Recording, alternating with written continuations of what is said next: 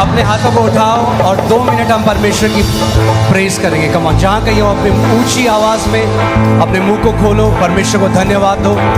हम लोग नए साल में हैं, आइए अपने मुंह को खोलें, मुंह को खोलें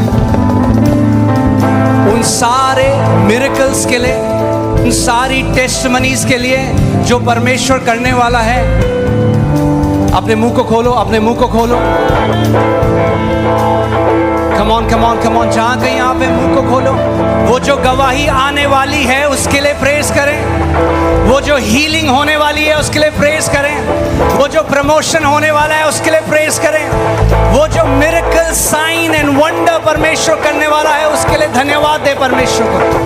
जैसे परमेश्वर के लोग उसकी आराधना करते रहे, यरीहो की वो दीवार गिर गई। हर एक वो यरीहो की दीवार जो आपके जीवन में खड़ी है वो आज गिर रही है यीशु के नाम में। हालेलुया, प्रेज करें उसको, प्रेज करें। 2 मिनट प्रेज करें। हालेलुया। साबाला हासे खोरोबो राला बाबा बासे खोरोलोबो साठाला बारा रेबाला बासा खाला ब्राला हाथे ने मेरे ले। Hallelujah, thank you Lord Jesus. आप सब बैठ सकते हैं।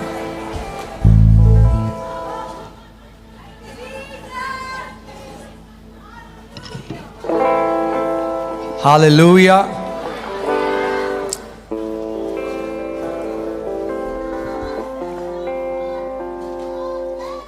आमीन, हालेलुया। परमेश्वर का आत्मा यहाँ पर मौजूद है और आप उसकी आत्मा से भरपूर होकर इस जगह से जाएंगे। आमीन। सो इससे पहले मैं सर्विस शुरू करूं, मैं आपको बोलना चाहता हूं हैप्पी न्यू ईयर चर्च। ये अभी तक का बेस्ट साल होने वाला है हम लोगों के लिए यीशु के नाम में। आपको पता है मैं कभी भी पुलपिट से कुछ ऐसे ही नहीं बोलता आपको खुश करने के लिए। जो कुछ मैं आत्मा में महसूस कर रहा हूँ, जो कुछ मैं आत्मा में जानता हूँ, वो मैं आपको बता रहा हूँ कि ये साल मुझे बाकियों का नहीं पता, हमारे लिए अलग किया हुआ साल है। पड़ोसी को बोलो ट्रेन स्पीड पकड़े इससे पहले चढ़ जाओ।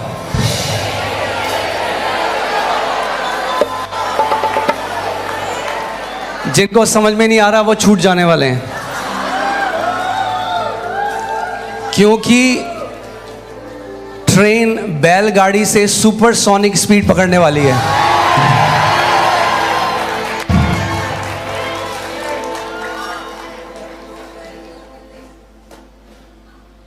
आमीन।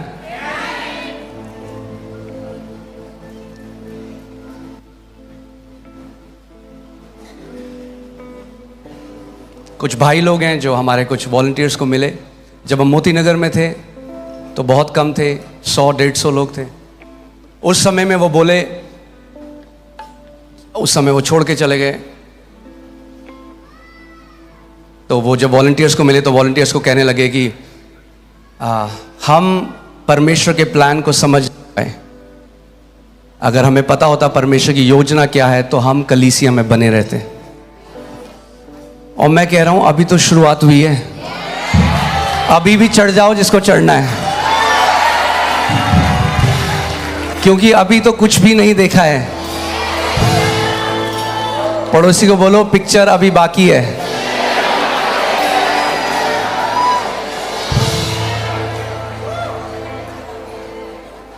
मैं नहीं चाहता फिर आप 3 साल बाद बोलो ओह हम परमेश्वर के प्लान को समझ नहीं पाए।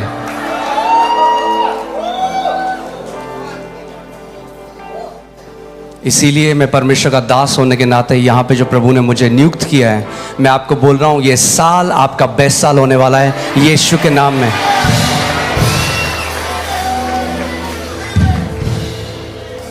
आमीन। प्रभु हिलाने वाला है कई चीजों को। जो आपका मजाक उड़ाया करते थे वो ढूंढते हुए आएंगे आपको।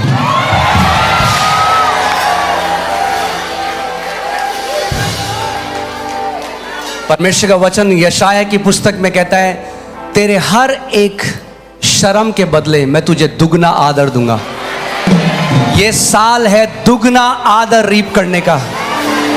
जो आदर आपने बोया है परमेश्वर के राज्य में, ये साल है वो दुगना आदर पाने का, यीशु के नाम में। आपने जो परमेश्वर के लिए, उसके वचन के लिए, उसके अभिषिक्तों के लिए, उसके भवन के लिए जो कुछ आदर आपने आज तक बोया है, वो आप उसकी बहुत बड़ी कटनी करने जा रहे हैं इस साल। आमीन। हमारा परमेश्वर, वचन बताता है इब्रानी 11:6 में कि प्रतिफल देने वाला परमेश्वर है। वो कहता है, यदि कोई मेरे नबी को, मेरे बंदे को, मेरे अभिषिक्त को एक गिलास पानी भी पिलाए, ये जानकर कि वो मेरा दास है, वो अपना फल कभी नहीं खोएगा। तो आपको लगता है आपने इतने साल से जो आदर बोया, अपना समय बोया, अपना फाइनेंस बोया, इतना कुछ आपने किया कि आपको लगता है परमेश्वर उसको भूल जाएगा? कभी नहीं, कभी नहीं। मगर बाइबल बताती है समय है बोने का और समय है काटने का। ये साल है काटने का यीशु के नाम में। ये काटने का साल है, बहुत बड़ी फसल काटने का साल है यीशु के नाम में। आमीन, हालेलुया। जब किसान बोने जाता है तो शायद बीज इतना सा हो किसी को दिखता भी नहीं है, पता नहीं चले, बैग में डाल दोगे बैग में आ जाएगा, पता नहीं चलेगा किसी को कि बीज है। मगर जब कटनी करके लाएगा तो ट्रक पे ट्रक भर के आएगा यीशु के नाम में। पूरे पड़ोस को, पूरे गांव को, पूरे मोहल्ले को पता लग जाएगा ये बंदा कटनी करके आ रहा है। ऐसी कटनी आप काटने वाले हो यीशु के नाम में। जो परमेश्वर के राज्य में विश्वास योग्य रहा है, ये साल उसका कटनी करने का साल है यीशु के नाम में। बोलो, ये मेरा साल है कटनी करने का। बोलो, ये मेरा साल है कटनी करने का यीशु के नाम में। हालेलुया। बैठ जाइए, मजा आने वाला, मैं आपको बता रहा हूं। मैं परमेश्वर की परमिशन का वेट कर रहा था 10 साल से कि मैं हिंदी में प्रचार कर सकूं। अब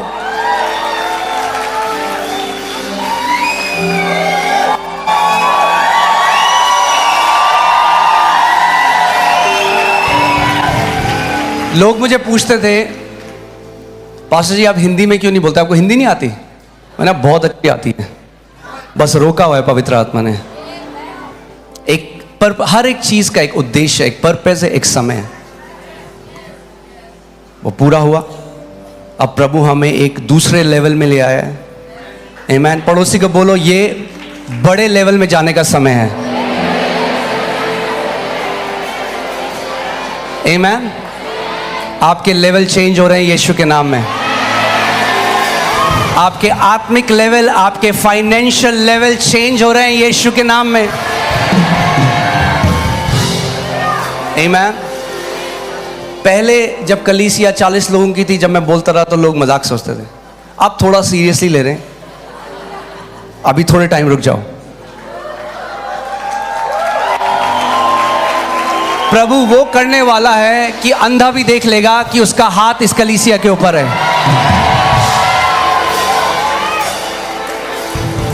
आमीन।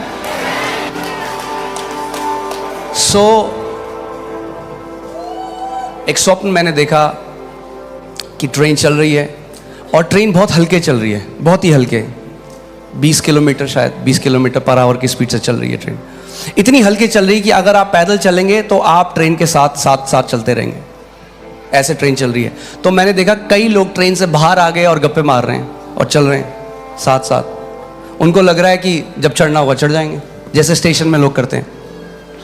मगर मैंने अचानक, प्रभु ने मुझे स्वप्न में दिखाया एक हाथ और एक लीवर, और उस लीवर ने जो स्पीड थी उसको फुल स्पीड कर दिया। और जैसे ही उस लीवर ने, जैसे ही वो लीवर फुल स्पीड हुआ, वो लोग देखते रह गए और ट्रेन स्पीड से निकल गई और वो छूट गए। परमेश्वर क्या बता रहा था? जितने कैजुअल हैं कलीसिया में, जो ठंडे हैं, जो नहीं समझते परमेश्वर के उद्देश्य को, जो समर्पित नहीं है, जो कमिटेड नहीं है, जो एक ऐसे आते हैं कलीसिया जैसे पिक्चर देखने आए हैं, वो सब छूट जाएंगे। मैं आपको डरा नहीं रहा हूं, सच बता रहा हूं। सच बताने के लिए परमेश्वर ने मेरा अभिषेक किया इस जगह में। तो इससे पहले कि ट्रेन स्पीड पकड़े, अपने पड़ोसी को बोलो, अपनी डेस्टिनी मत खोना।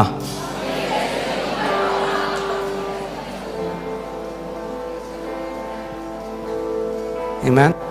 कलीसिया पिक्चर हॉल नहीं जहां हम पॉपकॉर्न खाएं और कोल्ड ड्रिंक पिएं। बाइबल बताती है हम ये एक आर्मी है परमेश्वर की, हम एक सेना में हैं। और परमेश्वर का वचन इसीलिए पहला पत्रस 5:9 में कहता है कि हम सतर्क रहें, सोबर रहें, सतर्क रहें, क्योंकि हमारा एक विरोधी है। हालेलुया। हमें सतर्क रहना है, हमें जानना है, हमें समयों को समझना है, हम कौन से समय में हैं, कौन से टाइम में है, परमेश्वर क्या कर रहा है। हमें ये बुद्धि चाहिए, हमें परमेश्वर से ये अनुग्रह मांगना है, ये बुद्धि मांगनी है कि हमें समझ में आए हम कौन से समयों में जी रहे हैं, प्रभु इस समय क्या कर रहे हैं, कि ताकि प्रभु यीशु मसीह जेरूशलेम को देख के रोया, बोला तूने अपने विजिटेशन के टाइम को ना समझा।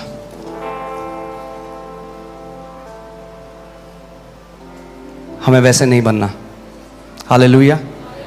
हमें अपने विजिटेशन के टाइम को, जब प्रभु का एग्जॉल्ट करने का टाइम है, जब प्रभु का एक परिवार को उठाने का समय है, हमें वो समझना है। जो कैजुअल हैं, जो हंस रहे हैं अभी भी, आप यहीं छूट जाएंगे।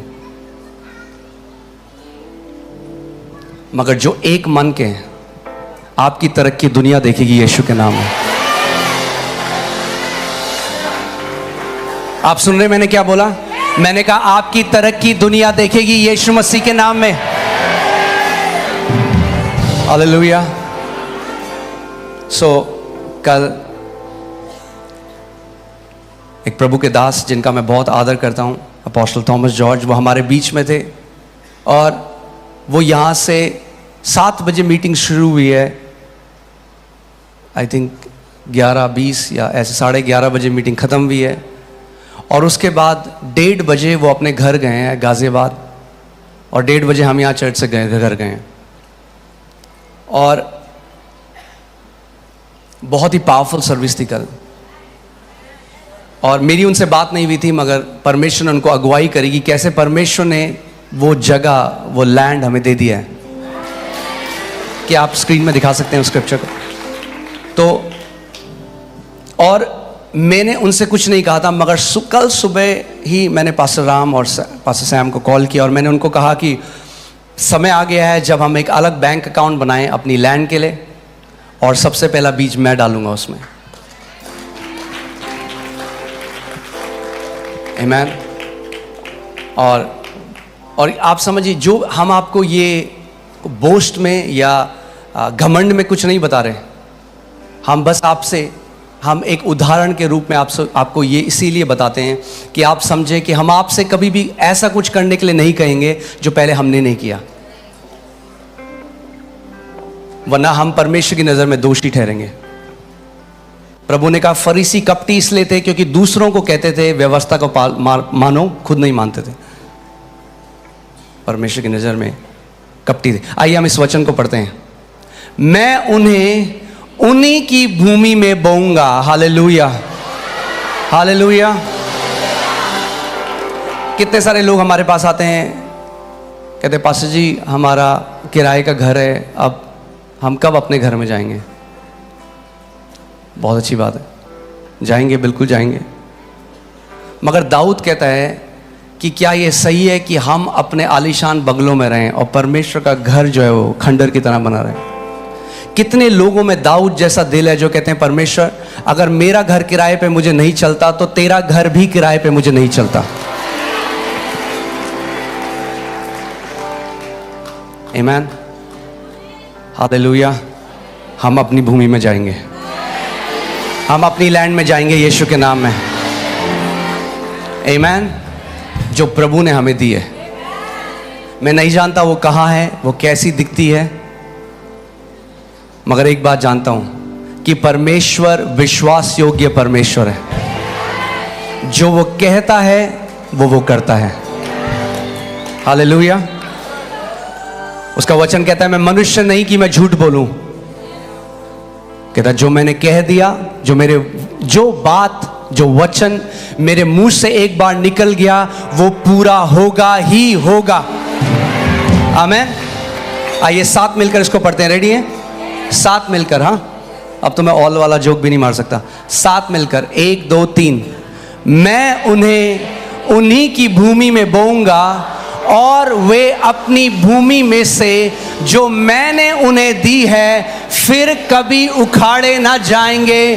तुम्हारे परमेश्वर यहोवा का यही वचन है। हालेलुया।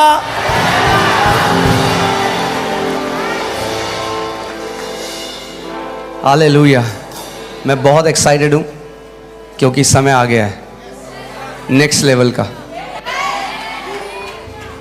आमीन।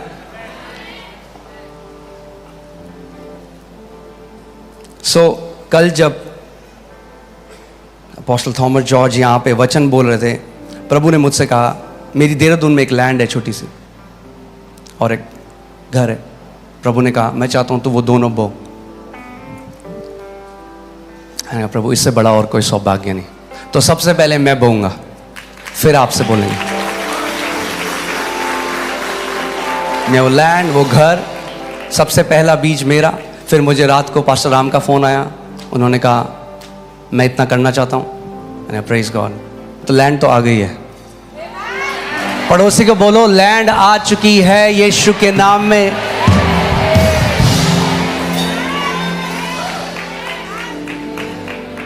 लोग बोलते हैं, कई बारी वो आते हैं, वो बोलते हैं आपने बहुत अच्छी जगह बनाई है। मैंने कहा ये तो किराए पे बनाई है, अभी देखो अपनी जगह में जो बनेगी।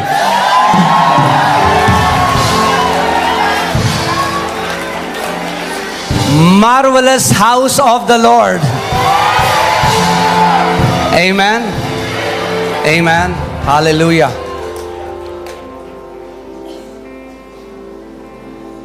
Amen. So कल जब उन्होंने वचन दिया और जब मैं पुलपिट में आया, मैंने सोचा ऑलरेडी इतनी लेट हो गई है, मैं जस्ट आऊंगा जल्दी से खत्म कर दूंगा सभा को। जो है यहाँ पे, जो हैं वो जानते, इसलिए वो हंस रहे हैं। मैं जैसे ही यहाँ पे खड़ा हुआ, यहाँ पे परमेश्वर की इतनी हैवी प्रेजेंस थी और एक भविष्यवाणी का शब्द परमेश्वर मेरे द्वारा देने लगा। और वो आज भी सुबह परमेश्वर ने मुझे याद दिलाया कि मैं चाहता हूं कि तू मेरे लोगों के ऊपर इस भविष्यवाणी को रिलीज कर।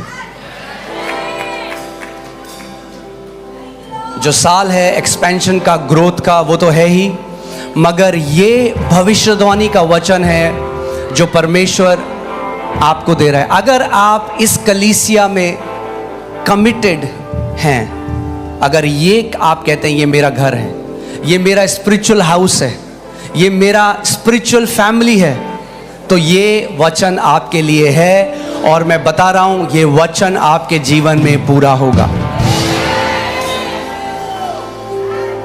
और जैसे ही मैं यहां पे आया, अचानक से परमेश्वर ने मेरे को एक वचन दिया गोशेन के बारे में। और आप जानते हैं 2024 जैसे ही शुरू हुआ, अर्थक्वेक आए कई जगह में प्लेन क्रैश हुए, आगे लगी, अभी दंगे चल रहे हैं। और प्रभु ने मुझे कहा कि ये सब चीज़ें होंगी दुनिया में। ध्यान से सुनिए मेरी बात, ये सब चीज़ें होंगी, मगर ये कहाँ होंगी? इजिप्ट में होंगी। बोलिए इजिप्ट में। इजिप्ट दर्शाता है दुनिया को। आप दुनिया में हैं मगर आप दुनिया के नहीं हैं। जब इजराइली जो परमेश्वर के लोग थे, जब वो बंधुआई में थे मिस्र में, तो वो एक जगह में थे जिसका नाम था गोशेन। ठीक है, कहां पे थे वो? बोले मिस्र में थे। मिस्र में थे, मगर मिस्र में एक अलग जगह में थे जिसका नाम गोशेन था, मगर थे सब मिस्र में। और वो एक प्रोफेटिक पिक्चर है, एक भविष्यवाणी की तस्वीर है हम लोगों के लिए। कि हम दुनिया में हैं मगर दुनिया के नहीं, अलग भी किए हुए हैं दुनिया से। और गोशेन की एक खास बात यह थी कि जो कुछ इजरायली के, जो कुछ इजिप्ट में होता था, जो कुछ मिस्र में होता था, वो गोशेन में नहीं होता था। हालेलुया। मिस्र में जब रोना और विलाप करना था तो गोशेन में नाचना और गाना था। जब मिस्र में अंधकार था तो गोशेन में उजियाला था। जब मिस्र में मातम था और मृत्यु थी, यहां पे जीवन था और सेलिब्रेशन था। और परमेश्वर ने कहा वैसा ही तुम लोगों के साथ होगा। जो कुछ दुनिया को छूने की अनुमति है, जिस चीज को, चाहे वो महामारी हो, चाहे वो एक्सीडेंट हो, चाहे वो अर्थक्वेक हो, चाहे वो प्रलय हो, कुछ भी हो, जो कुछ दुनिया को छूने की जिसको अनुमति है, उसको आपको छूने की अनुमति नहीं है यीशु मसीह के नाम में। मैं इस प्रोफेसी को रिलीज करता हूं। आप आत्मिक गोशेन में हैं। आपके बगल में 1000, आपके दाहिने ओर 10,000 गिरेंगे, मगर वो आपके निकट नहीं आएगा यीशु के नाम में। हालेलुया। क्या आप विश्वास करते हो? जोर से आमेन बोलो। मैं इस भविष्यवाणी को आपके ऊपर रिलीज करता हूं। आप आत्मिक गोशेन में हैं। अगर आप कलीसिया में बोए गए हैं, अगर आप गोशेन में हैं, जो रिसेशन, इसी मैं आपको क्यों ये बात बता रहा हूं, क्योंकि कई भविष्यवाणी आएंगी, आप सुनेंगे, आपका मन विचलित ना हो।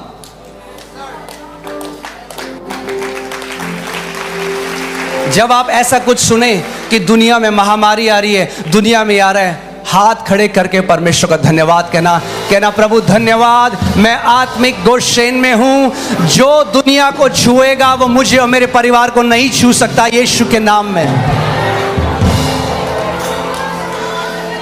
Hallelujah, hallelujah. सो दुनिया में जो भी आए, जो भी हो, वो आपके लिए नहीं है, आपके लिए नहीं है।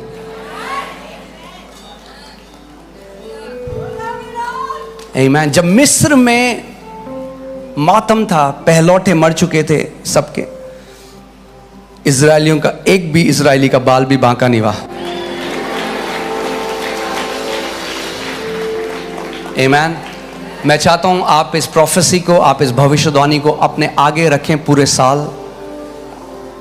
आमीन। बट मैं आपको यह भी बता रहा हूं कि ये आप जानते हैं, हर एक प्रोफेसी अपने आप ऑटोमेटिकली पूरी नहीं होती। आपका उसमें एक दायित्व है। बोलो मेरा एक दायित्व है। आपका एक दायित्व है उसको पूरा करना। ऑटोमेटिकली नहीं होगा, आपका एक पार्ट है। उनको गोशेन में रहना था, अगर उन्हें प्रोटेक्शन में रहना था। अगर वो गोशेन से छोड़कर इजिप्ट के खेमे में चले जाते तो उसी समय उनका भी घात हो जाता। अगर आप दुनिया की तरह जिएंगे, दुनिया में रहेंगे, अगर आप परमेश्वर के भवन में बोए नहीं गए, नहीं, हमें विश्वास योग्यता के साथ परमेश्वर के भवन में बने रहना है। आमीन। तो मैं आज आपको 5 चीजें बताऊंगा जो जिंदगी भर आप गोशेन में रहेंगे। जब आप सुनेंगे सबके आप बैठ जाइए प्लीज। जब आप सुनेंगे कि सबके फाइनेंस नीचे जा रहे हैं, आप जानते हैं कोविड में क्या हुआ। हालेलुया। आप जानते हैं कोविड में क्या हुआ? जल्दी से बैठा वॉलंटियर्स उनको प्लीज। आप जानते हैं कोविड में क्या हुआ? सबके फाइनेंसेस हिट होने लग गए दुनिया में। प्रभु के लोगों के साथ क्या हुआ? मैंने जिस भी सच्चे परमेश्वर के बंदे की गवाही दी, वो बढ़ते गए, बढ़ते गए, बढ़ते गए। जब दुनिया का इकोनॉमी नीचे जा रहा था, परमेश्वर के राज्य के लोगों की इकोनॉमी ऊपर जा रही थी। क्यों? क्योंकि हम अलग किए हुए लोग हैं। बोलो मैं अलग किया हुआ हूं। मैं दुनिया में तो हूं मगर दुनिया का नहीं हूं। इसका मतलब हम दुनिया की तरह नहीं सोचते, हम दुनिया की तरह नहीं बोलते, हम दुनिया की तरह नहीं देखते। हमारा देखना अलग है, हमारा बोलना अलग है, हमारा चलना अलग है, हमारा मनन करना अलग है, हमारा विश्वास करना अलग है और हमारा संगति करना अलग है। और जिस चीज से हमें प्लेजर मिलता है वो भी अलग है। हमें प्लेजर मिलता है परमेश्वर की उपस्थिति में रहने से। आमीन, हालेलुया, वाव, बहुत मजा आने वाला है, बहुत मजा आने वाला है। मैं बहुत एक्साइटेड हूं, मगर केवल एक्साइटमेंट ही काफी नहीं है। अगर देखो, जब एग्जाम होता है ना, जिसने पूरी तैयारी करी है ना, वो बहुत एक्साइटेड होता है कि नहीं? मगर जिसने बिल्कुल पढ़ाई नहीं करी, बहुत डरा होता है। तैयारी करने का समय है, तैयारी करने का समय है। परमेश्वर यहोशू से कहता है, अपने लोगों को बोल कि अपने आप को अलग करें, सैंटिफाई करें, क्योंकि कल को मैं तुम्हारे बीच में बड़े बड़े काम करने वाला हूं। यह समय है तैयारी करने का। पुरस्कार से पहले हमेशा तैयारी है। मैं फिर से बोलता हूं इस बात को। मेडल कभी भी उसको नहीं मिलता जिसने तैयारी नहीं करी। मेडल सिंपैथी से नहीं दिया जाता, मेडल तैयारी का दिया जाता है। आमीन। और परमेश्वर का वचन कहता है वो हमें रिवॉर्ड देने वाला परमेश्वर है, वो हमें पुरस्कार देने वाला परमेश्वर है। तो पड़ोसी को बोलो, पड़ोसी 2024 तैयारी करने का साल है।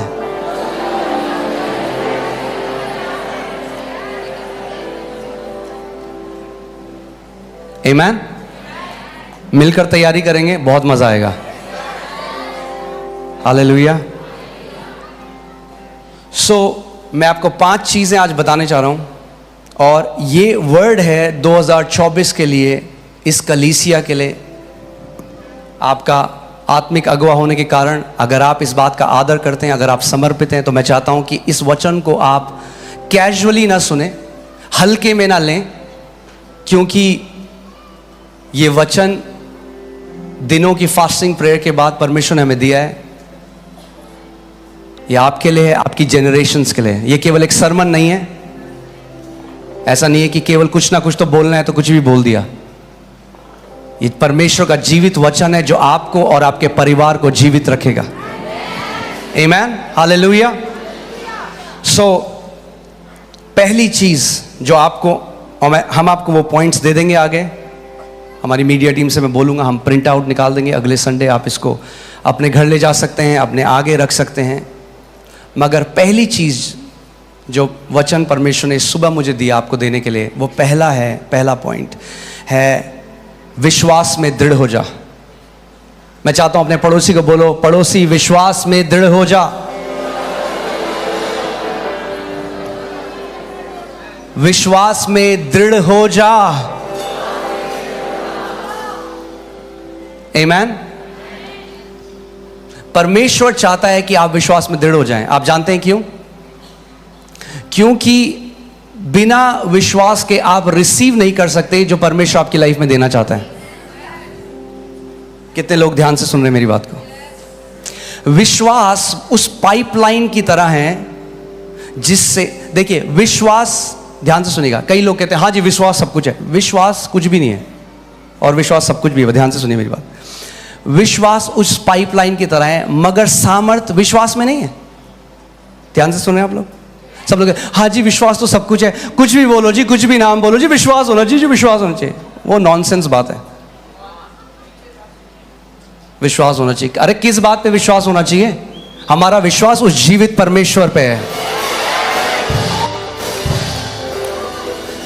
तो आपको सरल भाषा में समझाता हूं कि आपको आराम से समझ आए, कि आप दूसरों को समझा सकें, फिर वो औरों को समझाएं। विश्वास उस बिजली की तार की तरह है जो आपके घर के अंदर लगती है। जब आप घर बनाते हैं तो क्या करते हैं? उसमें बिजली की तार लगाते हैं। अगर आपकी बिजली की तार केवल कम कॉइल की है, अगर आपकी बिजली की तार कम कॉइल की है, जब ज्यादा पावर उसमें आती है तो क्या होता है? शॉर्ट सर्किट हो जाता है ना? तो चाहे ट्रांसफॉर्मर जो आपके घर के बाहर हो, उसमें 10,000 किलोवाट की बिजली है, मगर आपके घर उतनी ही बिजली आएगी जितनी आपकी तार में कैपेसिटी है। आमीन। हमें परमेश्वर और दे, परमेश्वर और दे। परमेश्वर कह रहा है अपनी कैपेसिटी बढ़ा। मैं तो और दे दूंगा, शॉर्ट सर्किट हो जाएगा।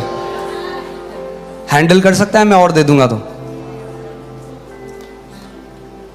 मगर अगर मेरे घर में केवल तार लगी है और मैं कहूं हाँ जी तार ही सब कुछ है, जी तार ही सब कुछ है, और अगर वो जुड़ी नहीं है कहीं, तो क्या करंट आएगा?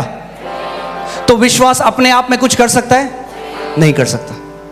दुनिया बोलती है हाँ जी हम विश्वास करते हैं, तभी तो कुछ नहीं होता तुम्हारे साथ।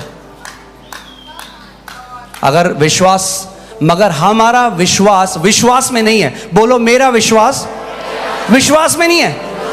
यह कैसा विश्वास हो जो विश्वास में विश्वास है? हमारा विश्वास जीवित परमेश्वर में है।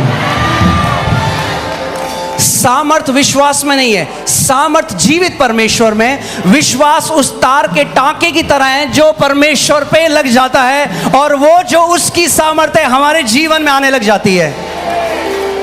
हालेलुया। कितने लोगों को समझ आ रही है मेरी बात? हमारा विश्वास विश्वास में नहीं है, हमारा विश्वास जीवित परमेश्वर के ऊपर है। अब ध्यान से सुनिए, अब जीवित परमेश्वर है मगर विश्वास नहीं है तो भी कुछ नहीं आना। ट्रांसफॉर्मर घर के बाहर है और तार ही नहीं लगी हुई, तो घर के अंदर कुछ नहीं आना। तो दोनों चाहिए। बोलो दोनों चाहिए। विश्वास जीवित परमेश्वर के ऊपर। और परमेश्वर कौन है? यूहन्ना 1:1, आदि में वचन था, वचन परमेश्वर के साथ था और वचन ही परमेश्वर था। यानी हमारा विश्वास परमेश्वर के वचन के ऊपर है। आमीन। अब परमेश्वर आपका पिता एक चीज चाहता है, वो चाहता है कि आप विश्वास में दृढ़ हो जाएं।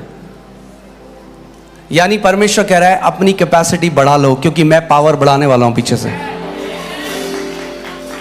आपने अभी तक आपके घर में एसी नहीं थे, आप किराए के घर में रहते थे, कूलर लगाते थे, चल रहा था। फिर आपने क्या किया? 4 एसी लगा दिए, चारों बेडरूम में 4 एसी लगा दिए। इलेक्ट्रीशियन आया, बोला सर एसी तो बढ़िया है, बिल्कुल बढ़िया है, मगर आपकी तार झेल नहीं सकती इतना पावर। तो एसी के साथ आपको क्या करना पड़ेगा? आपको तार भी अपग्रेड करनी पड़ेगी। तो विश्वास को अपग्रेड करने का टाइम आ गया है। आमीन। फिर से पड़ोसी को बोलो, बोलो पड़ोसी विश्वास में दृढ़ हो जा। क्यों हमें विश्वास में दृढ़, क्यों कह रहा है परमेश्वर दृढ़ होने के लिए? यानी कोई है जो आपसे उस विश्वास को चोरी करना चाहता है। क्योंकि शैतान जानता है अगर वो आपका विश्वास चुरा लेगा तो पिता यदि करना भी चाहता है बहुत कुछ, वो आपके जीवन में कभी नहीं आएगी चीज। कोई है जो आपकी बिजली की तारें चुराना चाहता है। सुन रहे हैं आप मेरी बात? फिर से बोलिए अपने पड़ोसी को, बोलो विश्वास में दृढ़ हो जा। मैं चाहता हूं ये 5 जो चीजें, जो 5 कुंजियां मैं आपको बताऊंगा, ये आप अपने घर पे लगा दें, इसको मनन करें रोज, और इसके हिसाब से हम पूरा साल चलेंगे। ये आज का मना केवल आज के लिए नहीं है, ये वचन हमारे पूरे 2024 के लिए है। आमीन। हालेलुया। पहला पत्रस 5:9 हम पढ़ेंगे साथ में। इसमें लिखा है विश्वास में दृढ़ होकर और यह जानकर उसका सामना करो कि तुम्हारे भाई जो संसार में हैं ऐसा ही दुख सह रहे हैं। हालेलुया। विश्वास आपको एंड्योरिंग पावर देता है, सहने की ताकत देता है। जब दुनिया में जो कुछ भी हो रहा है, अगर आप विश्वास में दृढ़ हैं तो आप खड़े रहेंगे अडिग। आमीन। और परमेश्वर का वचन क्या कहता है? परमेश्वर को क्या चीज प्रसन्न करती है? विश्वास। क्या चीज प्रसन्न करती है? जोर से बोलिए। विश्वास। बाइबल कहती है इब्रानी 11:6 में कि बिना विश्वास के परमेश्वर को प्रसन्न करना अनहोना है, यानी असंभव है, इम्पॉसिबल है। आप परमेश्वर को बिना विश्वास के प्रसन्न नहीं कर सकते। क्यों? क्योंकि जब आप परमेश्वर को विश्वास नहीं देते, आप उसको लिमिट करते हो, उसको सीमित करते हो आपको ब्लेस करने के लिए, और परमेश्वर को वो अच्छा नहीं लगता। विश्वास परमेश्वर को वो फ्रीडम देता है कि वो अपनी पावर को मैनिफेस्ट कर सके आपकी लाइफ में। आमीन। विश्वास कैसे आता है? बोलो सुनने से। कैसे आता है? इसका मतलब अगर आपको विश्वास में दृढ़ होना है, आपको वो बंदा बनना है जो सुबह शाम परमेश्वर के वचन को सुने। कई लोग हैं ना जो जगजीत सिंह सुनते हैं सुबह शाम, कई लोग हैं हनी सिंह सुनते हैं सुबह शाम, इसीलिए उनका जीवन भी वैसी हो जाता है। ध्यान से बाइबल करती है जिनका तुम उन अनुकरण करते हो उनके जीवनों को ध्यान से देखो। जो हनी सिंह सुनते हैं क्या होगा, वैसी हो जाएगा जो उसके साथ हुआ। ध्यान से सुनो कौन वो लोग हैं जिनको आप फॉलो करते हो, कौन वो लोग हैं जो आपके आइडल हैं, कौन वो लोग हैं जिनके गाने आप सुनते हो, जिनकी पिक्चरें आप देखते हो। जब उनके जीवन के जो फल हैं आपके जीवन में आने लग जाएं तो सरप्राइज मत हो जाना, क्योंकि बाइबल बताती है जैसा आप बिहोल्ड करोगे, जैसा आप देखोगे वैसे ही आप बन जाओगे। आमीन। इसीलिए जरूरी है फिल्टर लगाना। बोलो फिल्टर लगाओ। फिल्टर लगाना बहुत जरूरी है। इसीलिए हमने उपवास किया, क्यों? कि ताकि हम इस शरीर की जो लालसाएं हैं उनके ऊपर हम प्रभुता कर सकें। कि कई लोग हैं वो दुनिया को जीतना चाहते हैं, पहले अपने शरीर को तो जीतें, दुनिया को तो जीतेंगे। अगर मैं अपनी भूख को नहीं जीत सकता तो भूल जाइए कि मैं दुनिया में कुछ कर सकता हूं। अगर मैं अपनी आंखों को कंट्रोल नहीं कर सकते, दुनिया को कंट्रोल करना चाहते हैं। अगर कंट्रोल करना है तो अपनी आंखों को कंट्रोल करें। यह वचन है हर एक उस सास के लिए, उस बहू के लिए, उस बेटे के लिए, उस दोस्त के लिए जो दूसरों को कंट्रोल करना चाहता है। बोलो अपनी आंखों को कंट्रोल करो। आमीन। क्योंकि जो आप आंखों से देखते हैं, यीशु मसीह ने कहा आपकी आंखें आपके शरीर का दिया है। आप जानते हैं आत्मिक जहां में इस समय जो दुष्ट आपके अंदर लाइट है, एक लाइट, हर एक विश्वासी के अंदर लाइट है। यूहन्ना 1:4 लगा दीजिए, बाइबल बताती है उसके अंदर ज्योति था, ज्योति मनुष्य, उसके अंदर जीवन था, जीवन मनुष्यों की ज्योति था। हर एक विश्वासी के अंदर लाइट है। आप जानते हैं अगर आत्मिक जहां में अगर आपकी आंखें खुल जाएं इस समय तो आप लाइट देखेंगे यहां पे बैठे हुए। मगर बात यह है कि हर एक लाइट समान नहीं होगा, उसका प्रकाश एक इंटेंसिटी से नहीं जल रही होगी। कोई 10 वॉट होगा तो कोई 15 वॉट होगा, कोई 25 वॉट होगा, कोई 50 वॉट होगा, कोई 500 वॉट होगा, कोई 1000 वॉट होगा। वो आप डिसाइड करते हैं कि आप किस इंटेंसिटी से जलेंगे। परमेश्वर नहीं कहता ये 0 वॉट का बल्ब है, जिंदगी में 0 वॉट ही रहेगा। परमेश्वर ने सबको समान माप दिया है। हम सब एक साथ बढ़ते हैं, सबको एक ही जगह से शुरुआत होती है। किसी को बेनिफिट नहीं है। पहले यीशु मसीह ने भी शून्य से शुरुआत करी, हमें दिखाने के लिए कि हम शून्य से शुरुआत करते हैं। आमीन। तो यीशु ने कहा हमारी आंखें शरीर का दिया है। इन आंखों से आप जो देखते हो वो ये डिसाइड करता है कि आपके अंदर लाइट कितनी जलेगी। अगर आप गलत चीजें देखते हो, अंधकार की चीजें देखते हो, तो वो अंधकार को आप अपने अंदर आने देते हो और वो आपकी ज्योति को कम करता है। और आत्मिक जहां में स्वर्गदूत, दुष्ट आत्माएं देख सकती हैं कि आप कितने वॉट के बल्ब हो, वहां कुछ छुपा नहीं है।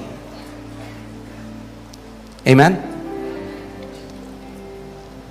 मैं आपको ये दूसरे समय का वचन है, कभी मैं आपको बाद में बताऊंगा कि हम उस ज्योति में कैसे बढ़ सकते हैं। मगर अभी इस वचन में रहते हैं तो हमें क्या करना है? विश्वास में दृढ़ रहना है। और विश्वास कैसे आता है? सुनने से। इंग्लिश बाइबल को अगर सही ट्रांसलेट करें मूल भाषा में तो उसमें लिखा है विश्वास सुनते रहने से आता है, सुनने से नहीं, सुनते रहने से। कैसे? बोलो सुनते रहने से। पड़ोसी को बोलो पड़ोसी सुनते रहो। एक बार सुनना काफी नहीं है। मैं आपको एक बात बताता हूं, ध्यान से सुनिए इस बात को।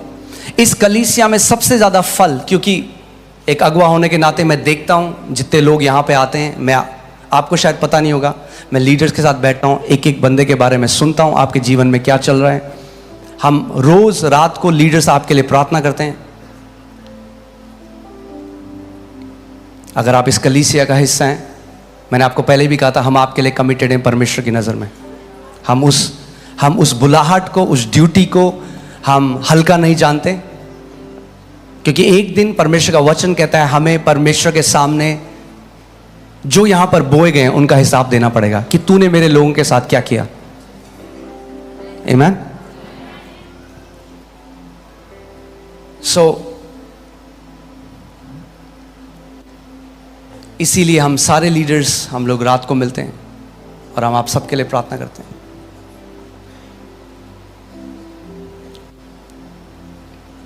सो बोलो, विश्वास कैसे आता है?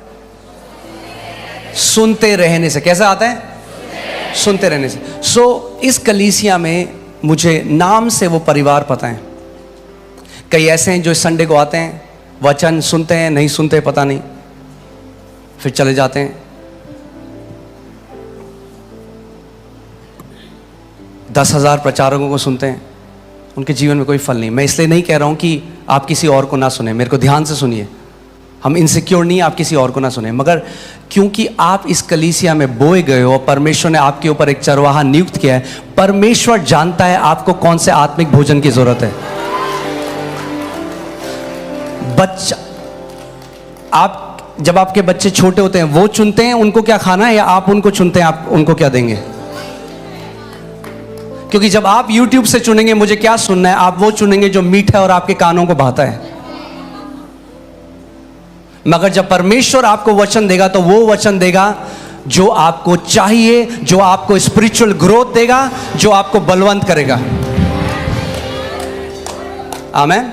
सो वो लोग मैंने देखे, एक पैटर्न देखा, वो लोग जिन्होंने सबसे जल्दी बढ़ते गए फेवर में, प्रमोशन में, आत्मिकता में, वो लोग थे जो संडे का सरमन सुनते थे, मगर अपने घर में संडे से लेके सैटरडे तक उस वचन को बार बार सुना करते थे, बार बार। क्योंकि विश्वास कैसे आता है? सुनते रहने से। परमेश्वर के दास केनेथ हैगिन कहते थे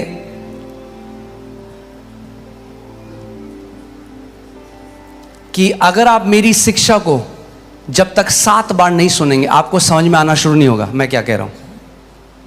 आपको लग रहा है आपने सुना, मगर आपने इन कानों से सुना। वो कह रहे हैं आपको एटलीस्ट 7 बार एक शिक्षा को सुनना पड़ेगा, तब वो शिक्षा खुल जाएगी और उसके अंदर जो प्रकाशन का आत्मा है उसके साथ आपका एनकाउंटर होगा। और फिर वो वचन, वो रेवलेशन मेरा नहीं होगा, वो रेवलेशन फिर आपका होगा। और जब वो प्रकाशन आपका हो जाएगा तो वही फल वो आपके जीवन में भी आएगा, यीशु मसीह के नाम में। इसीलिए हमें क्या करना है? हमें एक वचन, जो एक मैसेज हमारे लिए आता है। कोई एक गाने को सुनता है एक बारी? मैं सुना है आपने? कोई लोग बोलते हैं मेरा फेवरेट गाना है। कितनी बार सुना है? हजारों बार। क्या हुआ? हजारों बार सुन के दिल में चला गया और मुंह में आ गया।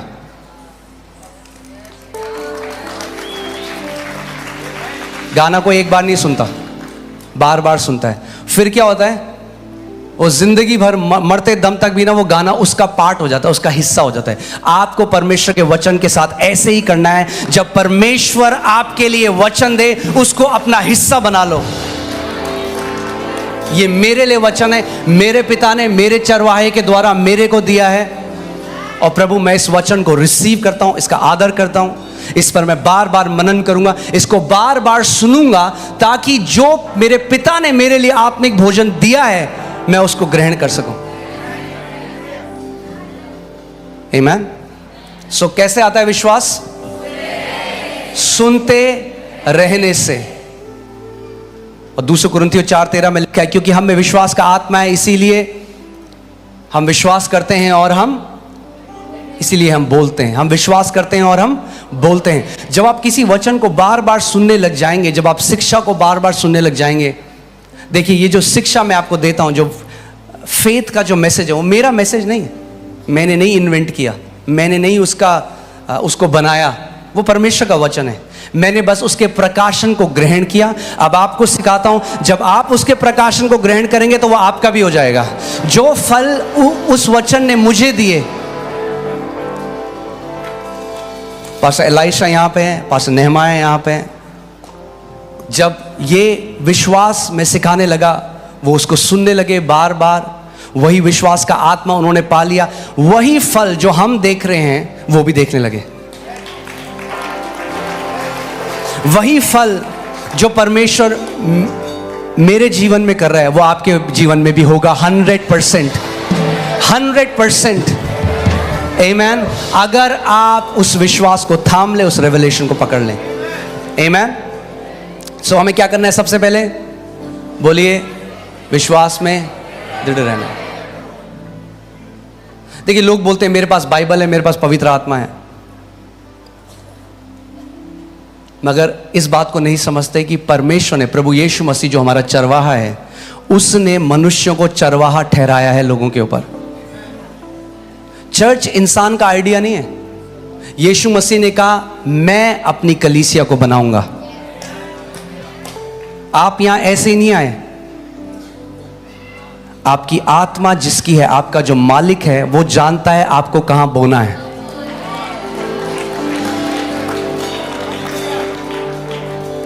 यिर्मयाह 3 में वो कहता है, मैं तुम्हें अपने दिल के अनुसार चरवाहे दूंगा जो तुम्हें ज्ञान और प्रकाशन में बढ़ाएंगे। तब जाके तुम क्या करोगे? तुम फलने फूलने लगोगे।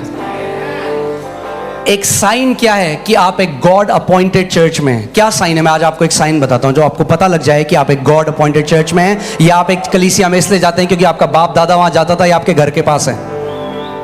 अगर आपके जीवन में ग्रोथ नहीं है, अगर आपके जीवन में बढ़ोतरी नहीं है, तो आप गॉड अपॉइंटेड चर्च में नहीं है। ऐसा हो नहीं सकता कि परमेश्वर आपको भोजन दे रहा है और आप एकदम सूखी हुई भेड़ हो।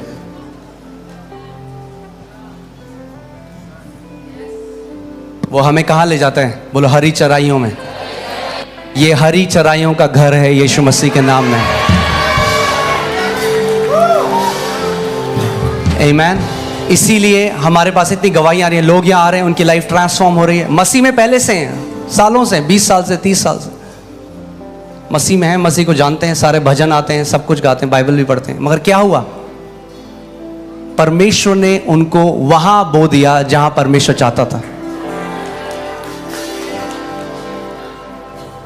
अगर मैं अपनी बेटी को आज बोलूं, एलियाना को, कि बेटा आप क्या खाओगे, आप चुनो, तो वो कहेगी पापा सुबह मैं खाऊंगी टॉफी, फिर खाऊंगी कॉटन कैंडी दिन में, और रात को खाऊंगी चॉकलेट। मगर मैं पिता हूं तो मुझे पता है उसके लिए अच्छा भोजन क्या है। आपके पिता को पता है। आपको उस पर ट्रस्ट करना है कि जहां पिता ने मुझे बोया है, मेरा पिता जो भोजन मुझे चाहिए वो हर हफ्ते मुझे देगा यीशु के नाम में। मेरा काम है विश्वास योग्यता से उस भोजन को लेना और पूरे हफ्ते उस भोजन पर मनन करना, उसको बार बार सुनना, उस वचन को अपने अंदर डालना। आमीन, हालेलुया। मैं बहुत ही ओपन वे में इस बात को बोल रहा हूं कि आप सुन लें इस बात को।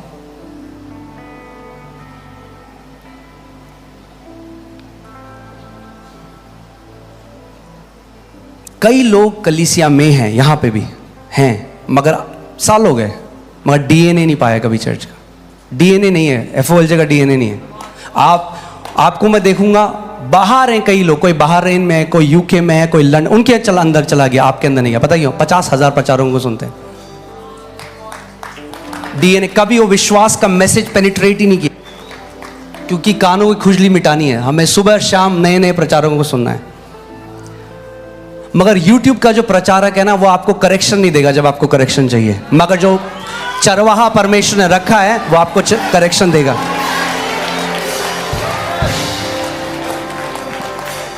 आमीन। सबसे जरूरी चीज आपको जानना है, इस घर का डीएनए पकड़ो, इस घर का डीएनए पकड़ो। अगर आप इस घर के हो तो लोग देखकर बोलेंगे ये एफओएलजे चर्च का बंदा है। मैं आपको बता रहा हूं, वो समय आ रहा है, लोग आपको देखकर बोलेंगे ये एफओएलजे चर्च का बंदा है।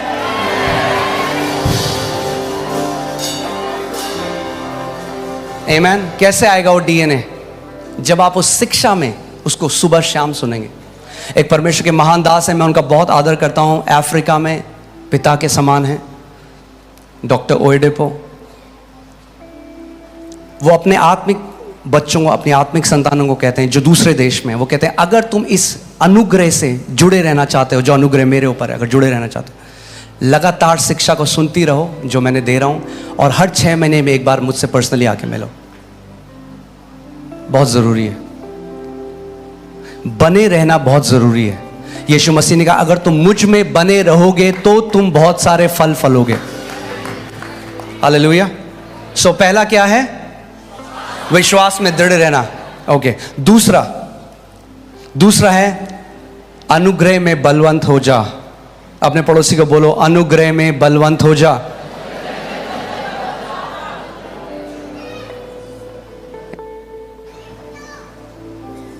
मैं बोलता हो जाइए, मगर बाइबल ने लिखा हो जा, तो मैंने कहा हो जा तो हो जा। आमीन। फिर से बोलो जोर से, अनुग्रह में बलवंत हो जा। पहला क्या था? उसमें दृढ़ हो जा। दूसरा है अनुग्रह में बलवंत हो जा।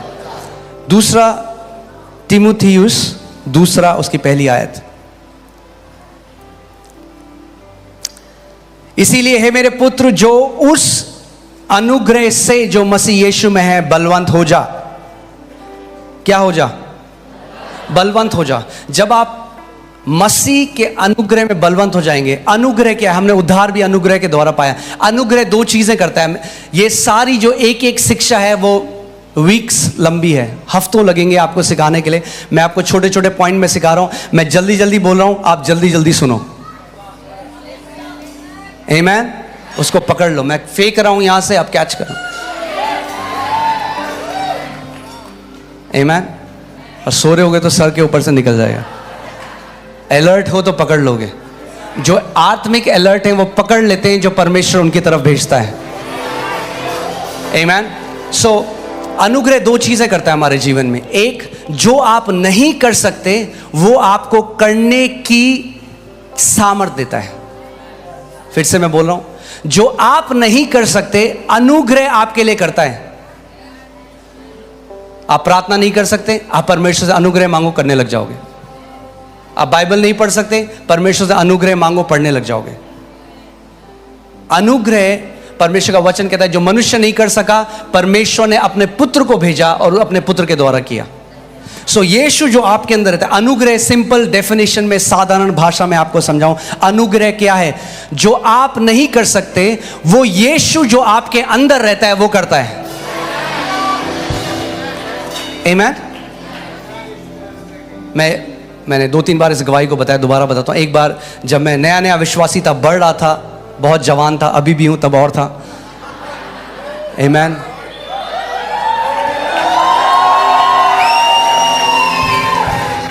और मैं एक दुष्ट आत्मा को निकाल रहा था, और जैसे ही मैंने उसको बोला निकल यीशु के नाम में, वो कहती हा तू मुझे नहीं निकाल सकता। मैंने कहा सही बात है, बिल्कुल सही, मगर जो यीशु मेरे अंदर रहता है वो तुझे निकाल सकता है। और जैसे ही मैंने वो बोला, 2 सेकंड के अंदर वो दुष्ट आत्मा उस व्यक्ति को छोड़ के चले गए। पौलुस कहता है गलातियों 2:20 में, अब मैं मुझ में जीवित नहीं मगर मेरा मसीह मेरे अंदर रहता है। आमीन। इस बात को आपको समझना बहुत जरूरी है। लोग कहते हैं ओ जी मैं अकेला हूं, मेरे साथ कोई नहीं है। किसने कहा आपको? आपके अंदर यीशु रहता है। अब आप जानते हैं, अगर आप नया जन्म पाए हुए विश्वासी, आप कभी अकेले नहीं हैं। अगर आप कह रहे हैं मैं अकेला हूं, वो अनबिब्लिकल है, बाइबल के अनुसार नहीं। आप अकेले कैसे हैं जब आपके 2 हैं? अब देखिए क्या होता है, आपने देखा है जो माताएं हैं, जो मम्मियां हैं, जो बहनें हैं, जो जब गर्भ धारित कर लेती हैं, प्रेग्नेंट हो जाती हैं, वो हमेशा इस चेतना में जीने लग जाती हैं, अब मैं एक नहीं हूं, मेरे अंदर एक और है। वो खाना भी खाती है तो हमेशा बोलती है मैं 2 लोगों का खा रही हूं। भले उन्हें बोलने की जरूरत नहीं है, मगर वो बोलती हैं कि उन्हें लगता है कि हाय लोग बोलेंगे कि 8-8 रोटियां खा रही है, मैं 2 का खाना खा रही हूं। सो आप समझ रहे हैं, जब एक प्रेग्नेंट माँ उस चेतना में जी सकती है, वैसे ही हमें भी जीना इस चेतना में। अब मैं एक नहीं 2 हूं, मेरे अंदर मसीह रहता है। अब मैं मुझ में नहीं मगर मसीह मुझ में जीवित है। बोलो, मैं मुझ में नहीं, मसीह मुझ में जीवित है। एक बार एक परमेश्वर की दासी ने मुझे एक बात बोली जो मेरे को दिल को छू गई। मैं उस समय सिगरेट पिया करता था और बहुत घृणा करता था उस आदत से। जब मैं प्रभु में आया, बिल्कुल आके 2-3 महीने थे, मैं परमेश्वर से प्यार करता था, वचन पढ़ता था, उपवास रखता था, प्रार्थना, सुबह 4 बजे उठता था, मगर ये सिगरेट पीने की लत मुझे नहीं छोड़ती थी और मुझे खाती थी अंदर से। मेरे को लगता था प्रभु मैं तेरे नाम धराई कर रहा हूँ तेरी, मैंने कभी उसको ये नहीं स्वर्ग जाऊँगा ना, नहीं, मेरे लिए ये सबसे बड़ी बात थी। प्रभु मैं तेरी नाम धराई नहीं करना चाहता। प्रभु मैं तेरे नाम के ऊपर कोई बेइज्जती नहीं, मेरे जीवन के कारण कोई तुझे ना बोले कि ये ढोंगी हैं, ये सारे जो मसीह हैं, इनका यीशु, ये कोई जीवन नहीं बदलता। और मुझे खाता था अंदर। और वो एक ऐसा समय था जब मैंने परमेश्वर से अनुग्रह मांगना शुरू किया। मैंने प्रभु मुझे नहीं पसंद,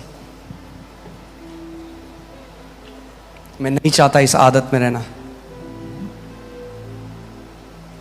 मैं बाहर जाता, लोगों के लिए प्रार्थना करता, सब काम हो रहे थे, मगर अंदर ये आदत से मैं बाहर नहीं आ पा रहा था। तो फिर एक परमेश्वर की दासी ने मेरे को बोला कि भाई आपको पता है अगर यीशु आपके अंदर रहता है तो जब भी आप अपने होठों में सिगरेट लगाते हो, आप यीशु के होठों में सिगरेट लगाते हो। वो बात मेरे अंदर, मुझे ऐसा लगा ना उसने मेरे अंदर के जैसे किसी ने चाकू घुसा के ना उसको घुमा दिया 360 डिग्री। आप जानते हैं हमारे शरीर जो परमेश्वर ने दिया है वो उसकी महिमा के लिए है। और एक दिन परमेश्वर हम सबसे हिसाब लेगा हमने इस शरीर के द्वारा क्या किया, क्योंकि ये उसकी आत्मा का मंदिर है, उसकी आत्मा का मंदिर है। आमीन। जब मैं परमेश्वर से अनुग्रह मांगने लगा, जो मैंने बहुत कुछ किया, मैंने अपनी, आप मानेंगे नहीं, मैंने अपनी स्ट्रेंथ में, अपनी ताकत में कोशिश करी उस आदत को तोड़ने की, विल पावर, अब से नहीं करूँगा, फिर करता था, नहीं करूँगा, माफ़ी मांगी, पश्चाताप किया, माफ़ी मांगी, पश्चाताप किया, फिर से किया। मगर एक दिन जब परमेश्वर का वचन मेरे पास पहुंचा और मैंने उस प्रकाशन को पाया, वो दिन है और आज का दिन है, कल से 15 साल से ऊपर हो गए, वो डिज़ायर पूरी रीति से चला गया। जो आप नहीं कर सकते अपनी सामर्थ्य में, आप जो नहीं कर सकते, करना चाहते हैं, बोलिए करना चाहता हूं, नहीं कर सकता, अनुग्रह है मेरे लिए। आप जो, फिर से मैं बोलता हूं, अनुग्रह क्या है? जो आप करना चाहते हैं मगर नहीं कर सकते, परमेश्वर का अनुग्रह आपको वो कराता है जो आप करना चाहते हैं मगर नहीं कर सकते, क्योंकि मसीह आपके अंदर जीता है। आमीन। ये पहला रोल है अनुग्रह का। दूसरा क्या है? जो आप नहीं करना चाहते मगर फिर भी कर रहे हैं, अनुग्रह आपको नो कहने की ताकत देता है। ठीक है? अनुग्रह आपको हां भी सिखाता है और ना भी। तीतुस 2:11 हम देखेंगे। तीतुस 2:11 में क्या लिखा है? Hallelujah, thank you Lord Jesus. इसीलिए हे मेरे पुत्र, अच्छा सॉरी, क्योंकि परमेश्वर का वह अनुग्रह प्रकट है जो सब मनुष्यों के उद्धार का कारण है। आगे, और हमें चेतावनी देता है। क्या करता है अनुग्रह? इंग्लिश बाइबल में लिखा है टीचिंग अस टू डिनाई अनगॉडलीनेस। हमें शिक्षा देता है कि जो अनगॉडली है, जो क्या बोलेंगे, जो परमेश्वर के जो ईश्वरीय नहीं है, उसको ना कहना सिखाता है हमें। अनुग्रह दो चीजें करेगा, आपको हाँ कहना भी सिखाएगा और ना कहना भी सिखाएगा। और परमेश्वर चाहता है उस अनुग्रह में आप क्या हो जाएं इस साल? बलवंत हो जाएं। क्या हो जाएं? बलवंत हो जाएं। यानी जब आपको वीक लगने लगे इस साल, कमजोर लगने लगे, जब आप उठें आपको वही विचार आने लगे, वही डिप्रेशन आने लगे, परमेश्वर का वचन कहता है भाग के अनुग्रह के सिंहासन के पास चले जाओ यीशु के नाम में।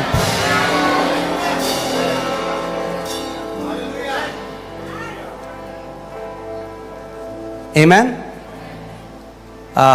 इब्रानी 4:16 लगाइए वहां पे, मैं आपको कुछ दिखाना चाहता हूं। आप इस बात को समझेंगे, जानेंगे कि परमेश्वर, ये मसीह जीवन आप विल पावर से नहीं जी सकते, आप स्पिरिट पावर से जी सकते हो। फिर से बोलता हूं मैं, ये मसीह जीवन आप कभी विल पावर से नहीं जी सकते, स्पिरिट, आत्मा की पावर से जी सकते हो। साथ में पढ़ेंगे इसको, रेडी हैं आप?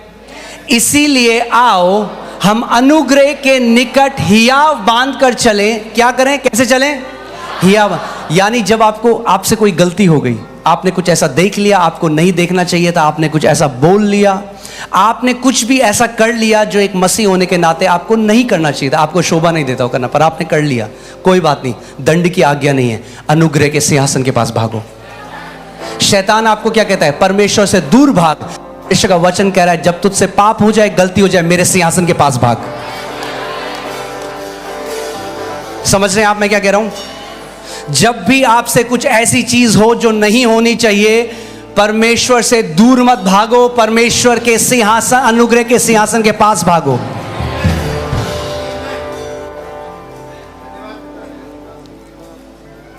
कि हम पर दया हो और वह अनुग्रह पाएं जो आवश्यकता के समय हमारी सहायता करे। क्या करेगा अनुग्रह? जो आवश्यकता है उसके अनुसार परमेश्वर अनुग्रह उंडेलेगा जो आपकी सहायता करेगा।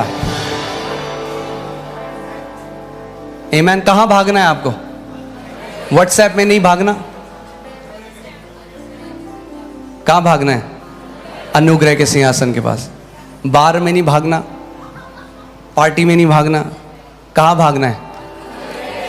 कई बारी शैतान क्या करता है, जब लोगों की कॉन्शियंस को, उनकी चेतना को डिफाइल कर देता है, तो वो सोचते हैं मैं अब लायक नहीं रहा परमेश्वर के पास जाने के। नहीं, परमेश्वर कहता है मेरा बेटे, मेरे बेटे, जब तुझसे गलती हो सबसे पहले मेरे पास भाग के आ, मैं तुझे अनुग्रह दूंगा। और जब मैं कह रहा हूं आप बार बार वो गलती करें, मगर बार बार आप सबसे पहले परमेश्वर के अनुग्रह के पास भागते हैं, बहुत जल्दी आप इतने सामर्थ्य से भर जाएंगे कि आपसे वो गलती नहीं होगी।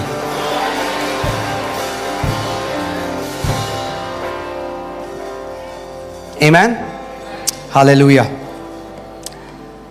तीसरा, तैयार हैं आप? आज बहुत माइटी काम होने वाले हैं परमेश्वर के। वो ताजा अभिषेक परमेश्वर आपके ऊपर उंडेलेगा आज। आमीन। मैंने कल भी बोला था, कल शाम को जो हुआ वो ट्रेलर था, पिक्चर आज होगी। आप ऐसी आत्मा की परिपूर्णता को आज यहां से लेकर जाने वाले हैं जो आपके टाइम टेबल को बदलने वाला है यीशु के नाम में। आमीन, हालेलुया। तीसरा है परमेश्वर के भवन में जड़ पकड़ना। क्या करना?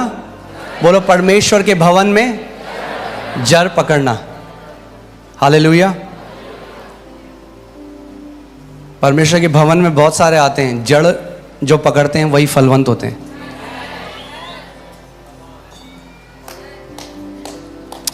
हम लोग ये देखेंगे भजन संहिता 92 में, उसकी 12 से लेकर 14। कितने लोग धर्मी हैं यहां पे? मुझे अपना हाथ दिखाइए।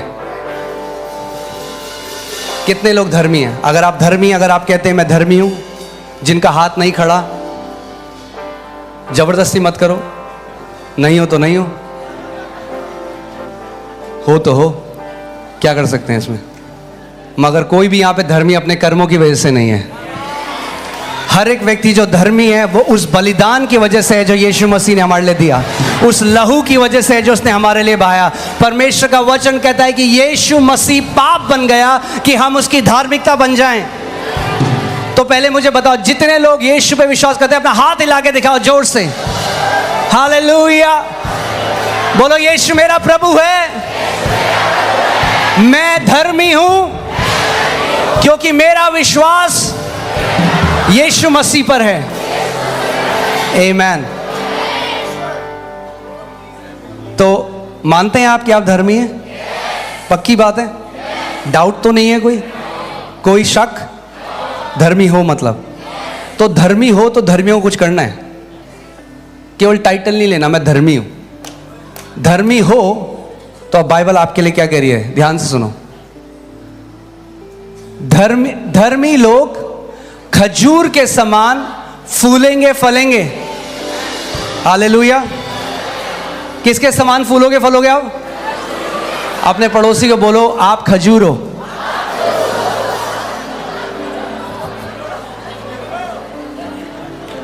बोलो, आप खजूर हो। हालेलुया। आप जानते हैं खजूर का क्या हुआ है? रेगिस्तान में जब सब बंजर है, खजूर हरा है और फल ला रहा है। लोग कह रहे हैं भाई साहब आपको तो पता ही होगा क्या चल रहा है, महंगाई। आप कहेंगे भाई साहब हमें तो नहीं पता, क्योंकि मैं खजूर हूं, क्योंकि मैं धर्मी हूं, मैं धर्मी हूं। हालेलुया। मैं अगर रेगिस्तान में भी बोया जाऊंगा तो भी फल लाऊंगा। Hallelujah. You are called to be fruitful in Jesus' name. Hallelujah. Amen. फिर से साथ में पढ़ेंगे, एक साथ पढ़ेंगे, ठीक है? रेडी? 1 2 3। धर्मी लोग खजूर के समान फूलेंगे, फलेंगे और लबानोन के देवदार के समान बढ़ते रहेंगे। हालेलुया। आपके बढ़ने की कोई सीमा नहीं है यीशु के नाम में। आमीन। देवदार के जो पेड़ होते हैं ना, आपने देखा है? आपने शायद देखा नहीं होगा, मैंने देखे हैं। अगर आपने देखे हैं तो वो लंबे होते जाते हैं, होते जाते हैं, होते जाते हैं। लोग कहेंगे भाई ये तो लंबा होता जा रहा है। लोग देखेंगे हाँ ठीक है थोड़ा सा बढ़ रहा है, अभी उनको पता ही नहीं भाई ये तो बढ़ता ही जा रहा है, बढ़ता ही रुक ही नहीं रहा, बढ़ता जा रहा है, बढ़ता जा रहा है, बढ़ता जा रहा है, बढ़ता जा रहा है, बढ़ता जा रहा है, बढ़ता जा रहा है, बढ़ता जा रहा है। आमीन। आपकी स्टोरी भी यही होने वाली है यीशु के नाम में। लोग बोलेंगे हाँ हाँ ठीक है, थोड़ा सा प्रमोशन मिल गया, थोड़ा सा बढ़ गया। बोलो मेरे बढ़ने का कोई अंत नहीं है यीशु मसीह के नाम में। मैं लबानोन के देवदार के समान हूं, मैं बढ़ता जाऊंगा यीशु के नाम में।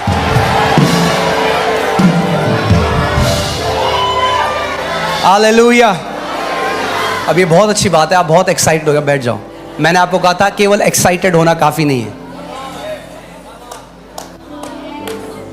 हाँ, प्रतियोगिता चल रही है, एक बंदा से मुझे गोल्ड मेडल दो, मैं बहुत एक्साइटेड हूं। सॉरी, एक्साइटमेंट के लिए फुल मार्क्स, मगर आपकी तैयारी देखेंगे पहले। आमीन।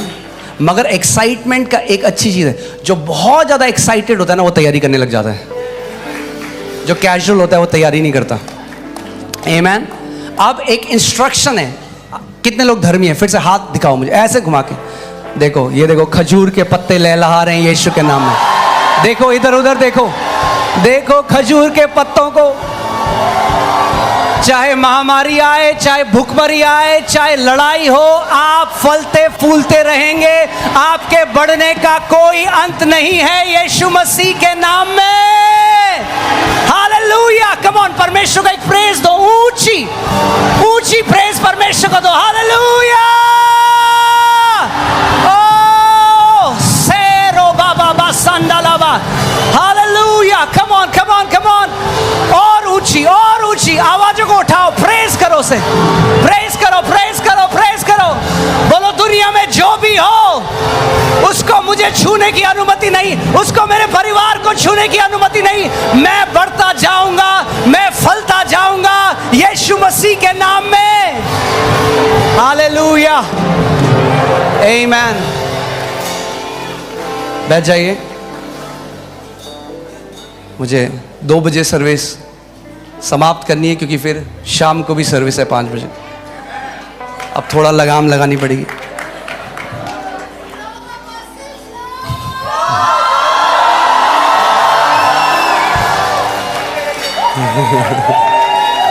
आमीन। सो आप लोग जो धर्मी हैं, कितने लोग धर्मी हैं? जो आप लोग धर्मी हैं, आपके लिए एक इंस्ट्रक्शन है बाइबल। आप जानते हैं प्रमोशन कैसे आता है, बढ़ोतरी कैसे आती है? जब आप परमेश्वर के जो इंस्ट्रक्शन है उनको मानते हैं। आमीन। ट्रेन में, मैं मुंबई से आ रहा था ट्रेन में दिल्ली, वहाँ गया था अपनी एल्बम लेके पॉप स्टार बनने, और एल्बम सेलेक्ट हो गई। पापा को फ़ोन किया, मेरे पापा यहाँ बैठे हैं, आप उनसे पूछ सकते हैं। पापा मेरी एल्बम सेलेक्ट हो गई, मैं MTV VTV में आऊँगा। कॉन्ट्रैक्ट लेकर आया, गाने 3 महीने चैनल वी चैनल MTV में आने थे।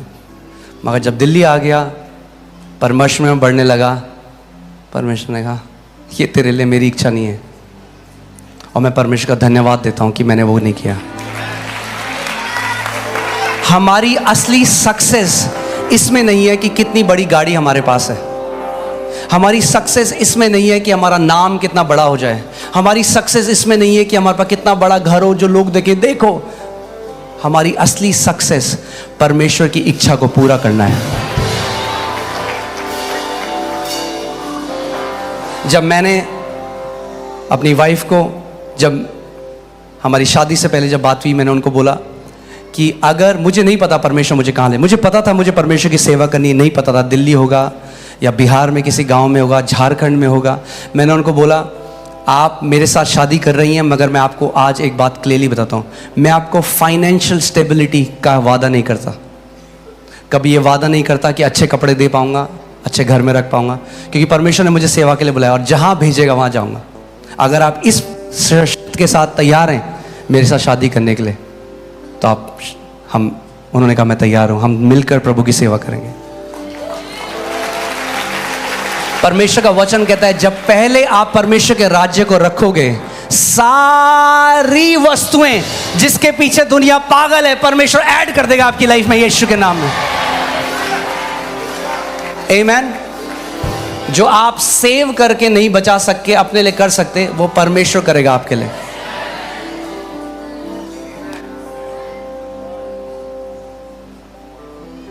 परमेश्वर का वचन कहता है इज़राइल की प्रजा ने मेरे खिलाफ एक पाप किया है, उन्होंने अपने लिए गड्ढे बना लिए जिसमें पानी भर रहे हैं और जल जो नदियां हैं उनको त्याग दिया है। उनका भरोसा किस पे हो गया? उस छोटे से गड्ढे पे। मेरा PF, मेरी मैच्योरिटी होने वाली है, इंश्योरेंस। अरे जीवन की नदियां हैं आपके लिए, जीवन की नदियां हैं आपके लिए। हालेलुया, आमीन। मुझे नहीं पता मैं यहाँ क्यों आ गया, मगर ये कहते हैं फ्लो फ्लो तो बहते बहते आ गया। आमीन, हालेलुया। सो हमें क्या करना है? बोलो, इंस्ट्रक्शन को मानना है, इंस्ट्रक्शन को मानना है। इसके बाद की आयत खोलिए। हाँ, क्या इंस्ट्रक्शन? वे यहोवा के भवन में रोपे जाकर हमारे परमेश्वर के आंगनों में फूले फलेंगे। सो अब परमेश्वर आपको उसकी प्रोसेस बता रहा है। पहले तो बताया क्या होगा, अब बता रहा है कैसे होगा। बोलो, पड़ोसी को बोलो, पड़ोसी समझो कैसे होगा। कई मसीह ऐसे हैं उनमें बुद्धि नहीं है। क्या नहीं है? इसीलिए बाइबल बताती है वो सोना चांदी के पीछे, परमेश्वर सोना चांदी के पीछे मत भाग। जो सोना चांदी के पीछे भागता है उसमें बुद्धि नहीं है। पैसे के पीछे मत भाग, बुद्धि प्राप्त कर परमेश्वर से। परमेश्वर का वचन कहता है जिसको बुद्धि प्राप्त होती है उसको सोना चांदी और सब कुछ अपने आप प्राप्त हो जाता है। मेरे पीछे बोलो, पवित्र आत्मा, मैं सोने चांदी से ऊपर तेरी बुद्धि मांगता हूं। आमीन। हमें आत्मिक बुद्धि चाहिए कि हम आज सही निर्णय ले सके, इंस्ट्रक्शंस को समझ सके। क्या कहते हैं? हाँ जी, हम तो कहीं जाते नहीं जी, हम तो हर जगह जाते हैं। तो आपके जीवन के फलों बताते भी हैं। केवल प्रचार मत सुनो किसी का, जीवन के फल देखो। एक पेड़ चिल्ला रहे, ओ जी मैं सेब का पेड़ हूं। बोलो, सेब का है? ओहो, तो लगे नहीं 20 साल से।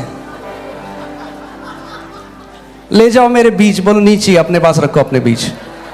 मुझे वो बीज डालने हैं जो फल लेकर आए। हालेलुया,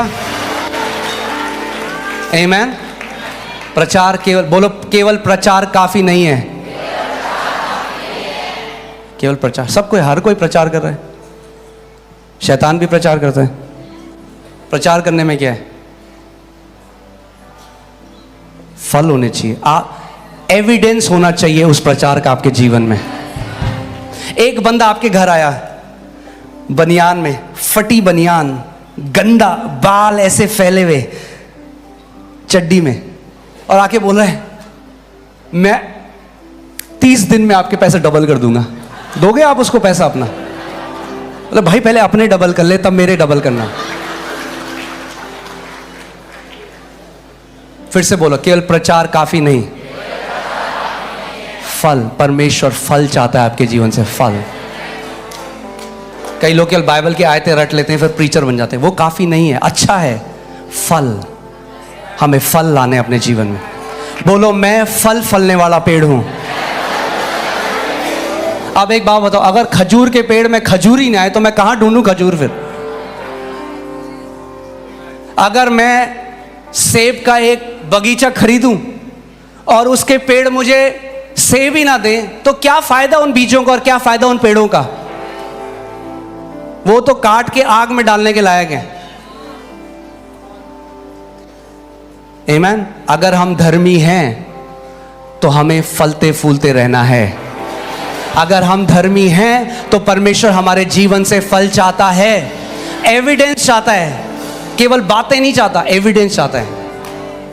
आमीन। चलो जल्दी से हाथ खड़ा करो, एक प्रार्थना करो कि प्रभु मेरा जीवन केवल बातें ना हो मगर तेरा एविडेंस मेरे जीवन में। कम on come on come on, एक मिनट के लिए बोलो परमेश्वर को, पवित्र आत्मा मेरा जीवन केवल बातें ना हो मगर एविडेंस। प्रभु मेरे जीवन में एविडेंस लेकर आ, एविडेंस लेकर आ, एविडेंस लेकर आ, फल लेकर आ यीशु के नाम में।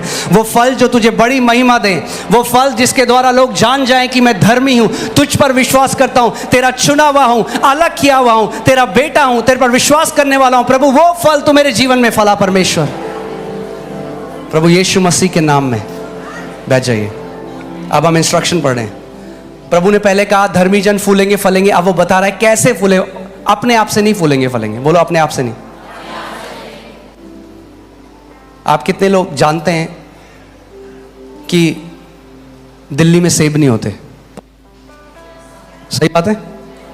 बेस्ट क्वालिटी का बीज ले आओ, बेस्ट क्वालिटी दुनिया में 40,000 रुपए का एक सेब है, उसका बीज ले आओ, दिल्ली में बो दो, होगा? क्योंकि सही बीज के साथ सही वातावरण होना बहुत जरूरी है। धर्मी जन के फलने फूलने के वातावरण है परमेश्वर का भवन। जो धर्मी जन परमेश्वर के भवन में नहीं रोपे गए वो फल फूल नहीं सकते।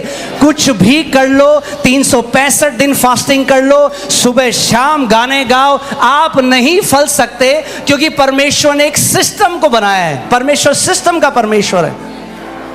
आप सेब को बो दिल्ली में, रोज बढ़िया सबसे बढ़िया खाद डाल दो, उसमें पानी डालो, मिनरल वाटर, बोलो मैं स्पार्कलिंग वाटर डालो उसके अंदर, होगा सेब? नहीं होगा। क्यों? क्योंकि यहां का वातावरण में सेब नहीं हो सकते। परमेश्वर ने जो अपने भवन को बनाया वो एक सिस्टम बनाया कि जो दुनिया में लोग हैं, जो उनके साथ हो रहा है, उनसे अलग एक हेवनली एनवायरनमेंट यहां पे, एक हेवनली वातावरण यहां पे, कि जो मेरे बच्चे मेरे घर में बोए गए हैं वो फलेंगे फूलेंगे। सो बुद्धि चाहिए। लोग चर्च को कैसे सोचते हैं, हाँ चर्च है, चलो संडे जाते हैं, कुछ बोलेगा बंदा हम सुन लेंगे। अरे आपकी डेस्टिनी कनेक्टेड है इससे। आपके बच्चे, आप कितना लंबा जिएंगे, आपके बच्चे, उनकी जनरेशन कनेक्टेड है आप परमेश्वर के भवन से। परमेश्वर का भवन उस नूह की बोट के समान है, अंदर रहोगे बचे रहोगे।